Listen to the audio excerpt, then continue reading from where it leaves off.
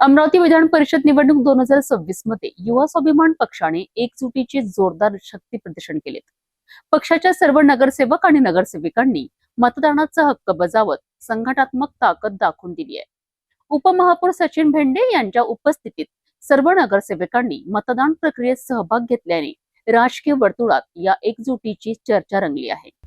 अमरावती विधान परिषद निवडणूक 2026 करिता मतदान प्रक्रिया पार पडत असताना युवा स्वाभिमान पक्षाच्या नगरसेवकांनी एकजुटीचे दर्शन घडविलेत। पक्षाच्या सर्व नगरसेवक आणि नगरसेविकांनी मतदान केंद्रांवर उपस्थित राहत आपल्या मतदानाचा हक्क बजावलाय।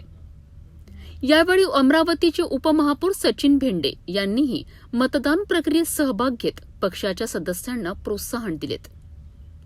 मतदान केंद्रांवर युवा स्वाभिमान पक्षाच्या लोकप्रतिनिधींची मोठ्या प्रमाणात उपस्थिती पाहायला मिळाली।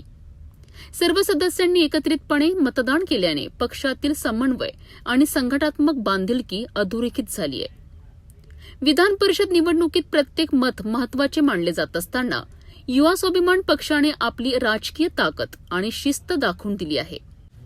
नगरसेवकांच्या 100% सहभागामुळे पक्षाच्या निवडणूक रणनीतीला बळ मिळाल्याचे राजकीय जाणकारांचे मत आहे। अमरावतीच्या राजकीय घडामोडीमध्ये युवा स्वाभिमान पक्षाच्या या एकजुटीकडे विशेष लक्ष वेधले गेले आहे। अमरावती विधान परिषद निवडणुकीत युवा स्वाभिमान पक्षाने सर्व नगरसेवक आणि नगरसेविकांच्या सहभागातून एकजुटीचे महत्त्वपूर्ण शक्ती प्रदर्शन केले आहे।